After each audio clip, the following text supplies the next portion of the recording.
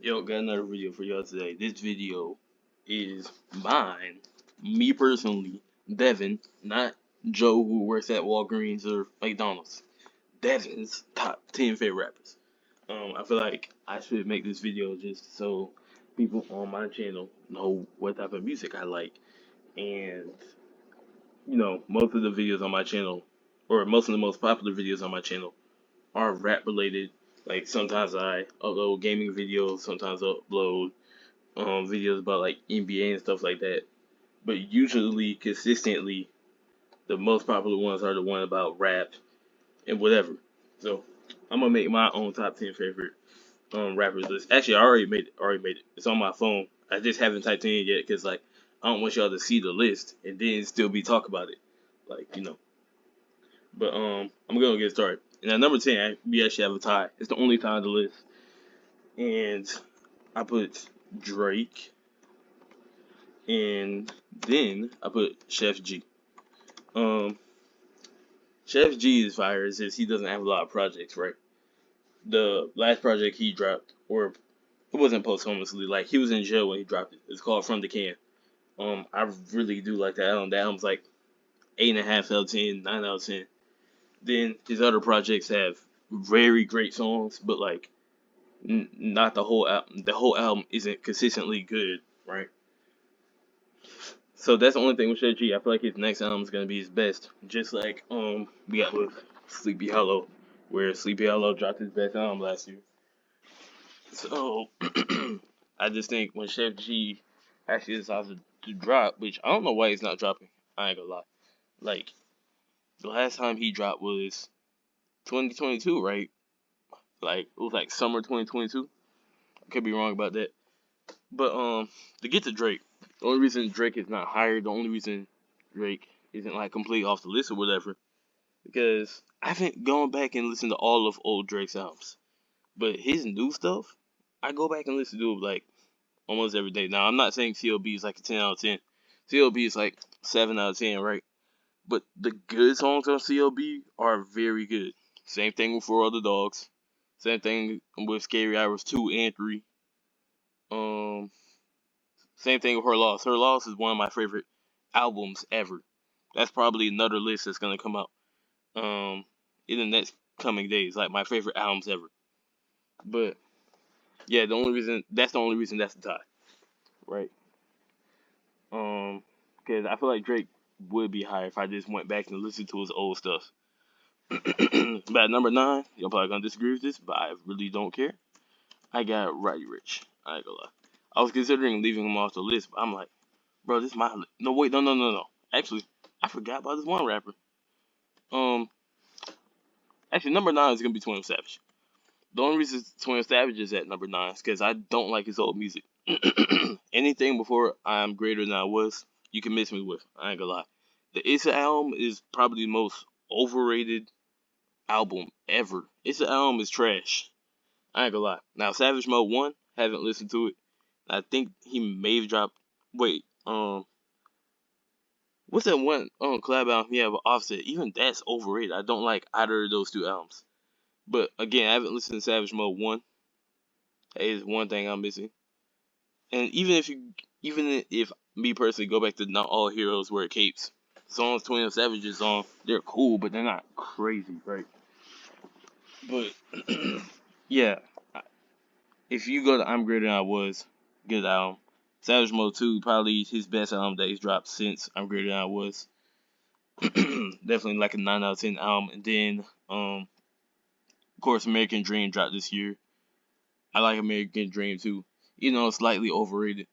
Still like a 7.5 out of 10, whatever. The only reason I didn't put Roddy Ricch here because I forgot about number 8, which is Lil Baby. I like Lil Baby a little more than I like 21 Savage. Just because I feel like he's more consistent. I feel like sometimes 21 Savage tries to switch it up and he does it poorly, but for the most part, Lil Baby doesn't switch it up, and that's why I kind of like it. Like he kind of switches up his production and whatnot, but usually the topic stays the same. And usually, like 21 Savage, he'll like have a whole side of the album where he's like trying to be a little bit slower, trying to get his R&B bag, trying to collaborate with different artists. Lil Baby doesn't really do that, and that's why I like It's Only Me, Voice of the Heroes, and My Turn. Those three albums are close to 9 out of 10s, if not 9 out of 10. The only album that I just said that's not 9 out of 10, in my opinion, my bad, is It's Only Me, because it has like 5 to 7 skips. But out of the, what, like 23 songs on there, that's fine. Like, you're telling me I get 15 great songs of Lil Baby? That's fire, bro. Um, but yeah, Voice of the Heroes. I can't tell if it's underrated or overrated because like the music reviewers, like the Sean C's. Actually, no, Sean C likes it. Most music reviewers, not including Sean C, doesn't like Voice of the Heroes, but regular people love Voice of the Heroes. And of course, everybody, not everybody, most people love My Turn. My Turn and Voice of the Heroes definitely 9 out of 10 albums, right? But even though Lil Baby recently had a couple bad singles, bad features, I still think Lil Baby's good, and I feel like after he drops his next project, people realize how good Lil Baby is. Um, next, next, I'm gonna go with. Actually, I'm gonna go with Sleepy Hollow right here. Sleepy Hollow is kind of like the same thing as Chef G, right? I feel like he's way more talented first. Um, you got I forgot what the album's called. Oh wait, no, Still Sleep. Still Sleep. He dropped that in like 2021, I think. Pretty good project. Barely any skips. That's why I was like, okay, I definitely like Sleepy Hollow better than Chef G. Because at that point, Chef G did not have a project that was close to Still Sleep, and he still doesn't. Or, well, no, From the Can, it is close. I still think, golly, I still would say Still Sleep is better, though. And then, last year, Sleepy Hollow dropped the best album of last year. Like, out of every album, I think it's better than Utopia. I think it's better than Pink Tape, whatever. Best album of last year. Only had like 2 skips, maybe one. Perky Man's definitely a skip, but besides that, I can't think of another skip on the top of my head. It's just got so many different types of songs. All the songs are a vibe, like great album from Sleepy Hollow. I really wish it did a little better because obviously you got Anxiety off that album, which is a hit. You're gonna hear that on the radio, but besides that, I mean, I don't know. I just feel like Sleepy Hollow should be bigger in general. But number 6, you got Don Toliver. Don Toliver literally just dropped Hearthstone Psycho, and if he didn't drop, or if Hearthstone Psycho wasn't good, he would have probably been at like 9. But Don Toliver has consistently been in my rotation pretty much every year. Um, Heaven and Hell was cool. I think that's his worst project, honestly. And it was still a good project though. It's like an 8 out of 10, maybe 7.5, whatever. Um, then you got what you call it? What was it called? Life of a Dawn. I think Life of a Dawn's underrated. I thought that was his best project, better than Heaven or Hell, better than what he dropped in 2023, which was Lovesick. Lovesick was cool, a little bit better than Heaven or Hell, in my opinion. But it was missing something, and there was a lot of it just missed something. I don't know exactly what it was. Maybe been the features, whatever. But then we get Hearthstone Psycho, which there's like 2 bad songs on it, Attitude, and then 5 to 10 in my opinion. Apparently Don Toliver fans love 5 to 10, but I don't. But I don't know. This is me. But I think Hearthstone Psycho is definitely his best album. Like he finally went out of that little box of just psychedelic rap and did other stuff, and it worked out very well. Um, but number 5. Finally getting to the top 5. You got NLE Choppa. NLE Choppa is at number 5 just cause, not just cause, but Me Versus Me. That's one of the best like aggressive trap albums I've ever heard. Because usually you get trap albums where it's like, oh, you got a couple singing songs there, you got a couple R&B songs there, you got a couple psychedelic songs there. English Chopper had none of that. It's just that straight. I'm gonna shoot you rap. Like, that's what English Chopper does the best. Like, sometimes he can get in his horny bag, and sometimes it can be weird. That's why there is 2 to 3 skits on Me Versus Me. Or, nah, it's probably like 2. But either way. Me vs. Me is a great album. And then you drop Conwood 2, which, even though Conwood 2 was like a little bit disappointing in my opinion, it's still like an 8 out of 10 album. Kind of reminds me of Live Life Fast. Because, like, um, there's a couple of songs where I'm like, and some days I like it, some days I don't, some days I see why. This album didn't live up to expectations, but for the most part, I have multiple songs of Conwood 2 still in my rotation. And even if you want to go to his other albums like Top Shotta, Top Shotta had a lot of songs you could take off that. Um, I think I'm forgetting something too. Does NLE Chopper really only have like three real albums? That's kind of crazy. I didn't even think about it that way. But yeah, NLE Chopper is definitely number 5 regardless. Um, now hold on. The top 4 is the main rappers I listen to. I just want to say that right now. The top 4 is the main rappers I listen to. These other 6 are just rappers I kind of had to put on the list to make it top 10. 4 is Travis Scott. Obviously he just dropped Utopia, and Utopia is what catapulted him from borderline top 10 to top 5. Um, I was waiting for the album like to to put Travis up there. Here's the thing, I like Rodeo. I didn't listen to Rodeo until like 2022 though, so I was kind of in a weird spot. I'm like, all right, if Travis drops again, because Travis only had 2 real albums. Because Birds in the Trap, I'm not a huge fan of Birds in the Trap. I'll say that's like a 6 out of 10 project. I ain't gonna lie. But Rodeo, Astroworld, and Utopia are like all 9s. Maybe Rodeo is like an 8.5 because there's like 4 skips on there.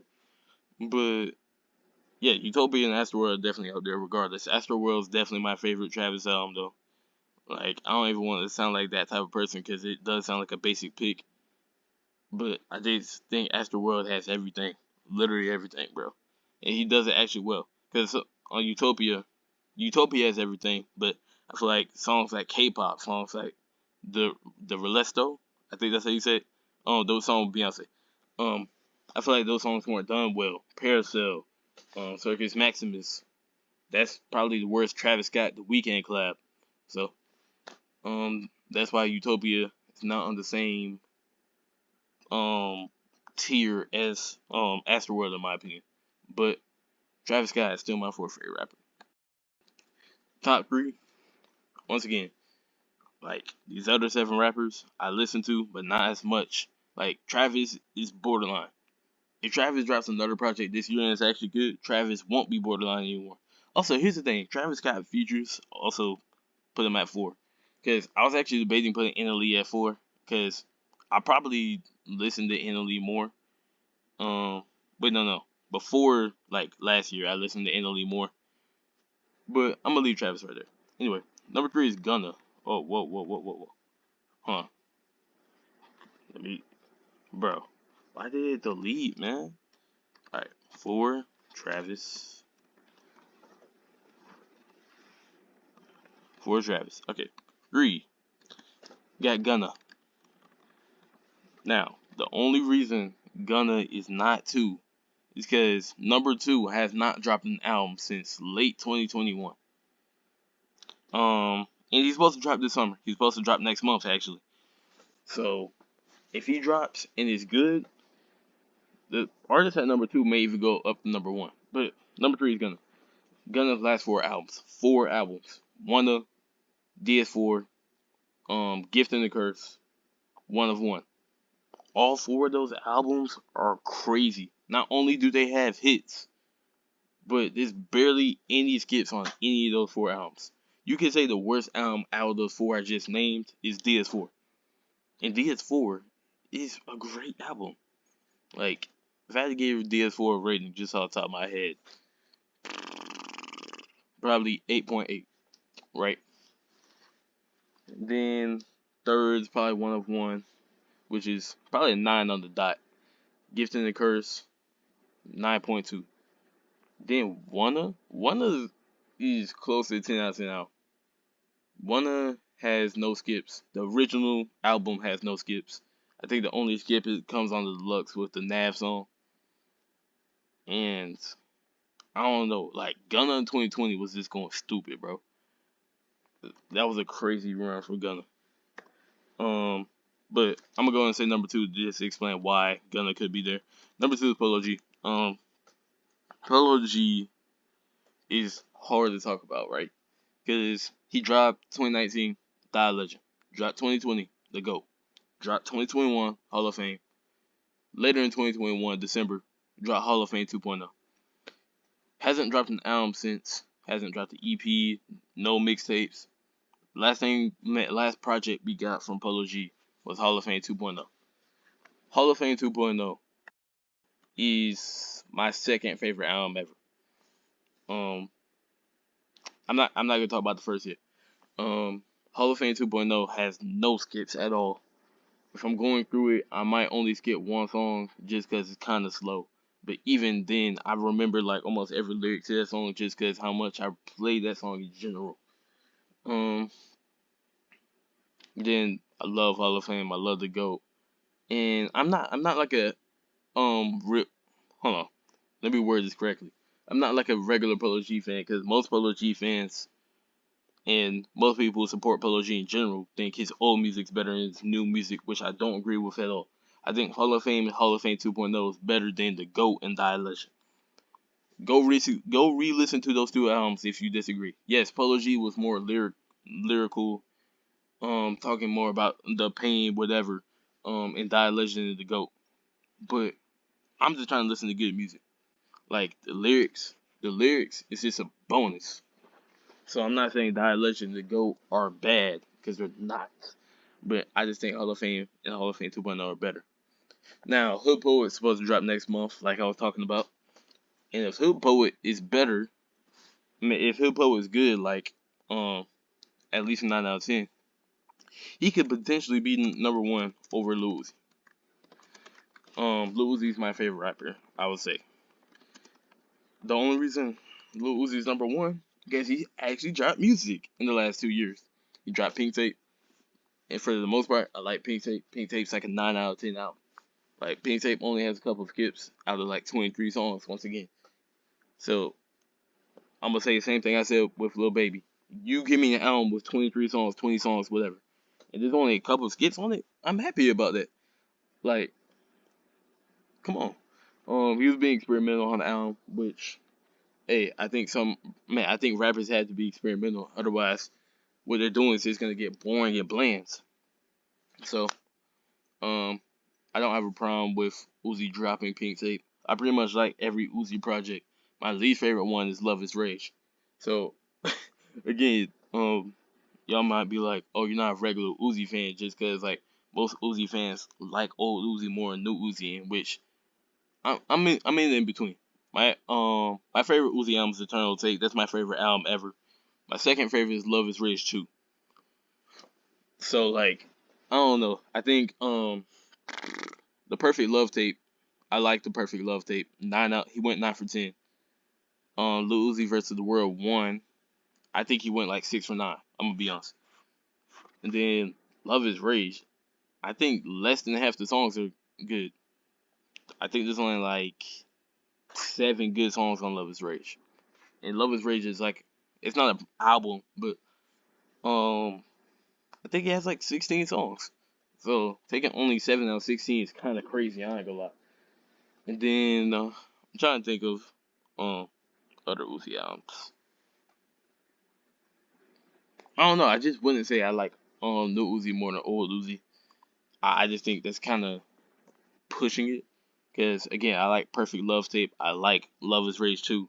But I also like Eternal Take. Love vs. World 2 is not as good as Perfect Love Tape or anything like that. But it's still good. Red and White. I think Red and White is the most underrated project Uzi has dropped. It might be the most underrated project ever. If Uzi promoted Red and White correctly, do you know how much of a good state Lil Uzi would be in? Uzi probably would not have dropped Pink Tape if Red and White did good. I'm gonna be honest. Because Red and White should have did well. It was promoted bad. I don't know if it was his fault. I don't know if it was team's fault. Probably a mix of both. But anyway, oh yeah, I forgot to mention Polo G singles. Polo G has dropped multiple singles since Hall of Fame 2.0. the singles have been hit or miss. I'm gonna be honest. Like, Sorries and Ferraris is cool, but No Time Wasted with Future was bad. He dropped a couple of singles on YouTube. They were okay. Whatever. What the? I don't know why my screen just went black. Anyway, um, but yeah, like my top three could change at any point. If Hood Poet's like a bad album, Gunna could go to number two easily. Um, if Hood Poet's a 10 out of 10 album, he's probably gonna go to one. But if Hood Poet's straight, like 9 out of 10, 8.5 out of 10, Polo G, my top three is gonna stay the same. I just want the back half rappers to get better. I ain't gonna lie, because the back half rappers are just all kind of okay in my opinion. They're not like great. So like, someone might come in the comments and be like, "Oh, this rapper's better than Lil Baby. This rapper's better than Don Toliver." But like at the same time, I don't have strong feelings toward those rappers anyway. So it is what it is. But I'm gonna end the video right there. Like and subscribe if you enjoyed. Don't hate me for this video. This is my opinion.